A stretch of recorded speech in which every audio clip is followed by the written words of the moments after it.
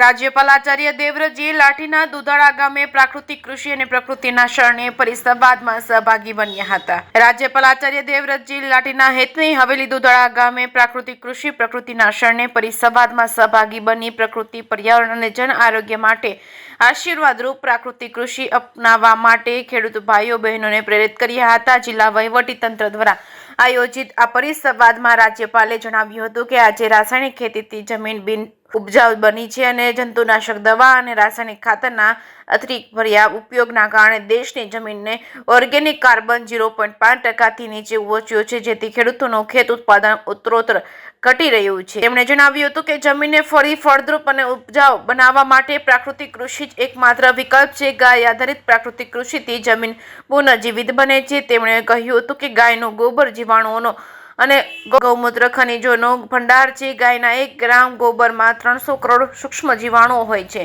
આ રાસાયણિક કૃષિથી જળ જીવન વાતાવરણ પ્રદૂષિત થઈ રહ્યું છે, જન આરોગ્ય જોખમાઈ રહ્યું છે, કેન્સર, ડાયાબિટીસ, કિડની સહિતની બીમારીઓ વધી રહી છે। ખેતીમાં રાસાયણિક ખાતર અને જંતુનાશક દવાના ઉપયોગમાં પ્રભાવ લોકોના આહાર અને આરોગ્ય પર પડી રહ્યો છે। કેન્સર સહિતની બીમારીઓ વધવાની સાથે નાની વયના લોકો ના પણ જીવલેણ હાર્ટ એટેકનો ભોગ બની રહ્યા છે। રાજ્યપાલે શ્રીમદ ભગવદ્ ગીતાના સંદર્ભમાં ટાંકતા કહ્યું હતું કે લોકોના આહારનો પ્રભાવ તેના મન પર થઈ રહ્યો છે, જેથી લોકોમાં હિંસકતા, ગુસ્સો વધવાની સાથે સહનશક્તિ જેવા ગુણધર્મોનો અભાવ જોવા મળ્યો। શુદ્ધ આહારથી જ સ્વચ્છ મન અને સ્વચ્છ સમાજનું નિર્માણ પામશે। રાજ્યપાલે ખેડૂતોને પ્રાકૃતિકનો સિદ્ધાંતનો અનુસરવાની અપીલ કરતા કહ્યું હતું કે ખેતીમાં કૃષિ પાકો અને છોડ માટેના પોષણની કુદરતી દત્ત વ્યવસ્થા કરી છે। પ્રકૃતિને જે આપશો તે પરત આપશે, એટલે કે ઝેરયુક્ત ખેતીથી તેના વિપરીત પરિણામો મળશે। તેમજ રાસાયણિક કૃષિથી જમીન પથ્થર જેવી સખત બની ગઈ છે, જેથી પૂર અને દુષ્કાળ જેવી પરિસ્થિતિ ઊભી થઈ રહી છે। પ્રાકૃતિક કૃષિથી જમીનમાં પાણી ઉતરે છે, જેનાથી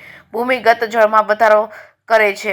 રાજ્યપાલે ખેડૂતોને તેમની પાસેથી આવનારી પેઢીને ઝેર મુક્ત આહાર મળે તે માટે પ્રાકૃતિક કૃષિ અપનાવવા માટે વચન માંગ્યું હતું, જેને ખેડૂત ભાઈઓ બહેનોએ સમર્થન આપ્યું હતું। આ તકે રાજ્યપાલે અમરેલી જિલ્લાના પ્રાકૃતિક કૃષિ કરતા ખેડૂત ભરતભાઈ ચોવટિયા અને રમેશભાઈ ખૂંટનું વિશેષ સન્માન કર્યું હતું। પ્રાકૃતિક કૃષિ પરિસંવાદની સાથે આયોજિત આરોગ્ય કેમ્પ તેમજ પ્રાકૃતિક કૃષિ ઉત્પાદનોના સ્ટોલની મુલાકાત લીધી હતી। આ પ્રસંગે સવજીભાઈ ધોળકિયા, સામાજિક કાર્યકર તેમજ હરિ ગ્રુપના ચેરમેન રાકેશભાઈ દુધા, જિલ્લા પોલીસ વડા સંજય ખરાત, પ્રાંત અધિકારી બ્રહ્મ ભટ્ટ તેમજ અમરેલીના આત્મા પ્રોજેક્ટના નિયામક MJ જીડ તેમજ જિલ્લા ખેતીવાડી અધિકારી કાનાણ, નાયબ બાગાયત નિયામક કરમૂર તેમજ નાયબ ખેતી નિયામક પીપળિયા સહિતના મહાનુભાવો, અધિકારીઓને મોટી સંખ્યામાં ખેડૂત ભાઈઓ બહેનો ઉપસ્થિત રહ્યા હતા। KSV ગુજરાતી સાથે જૈનિક સુચિત્રા, અમરેલી।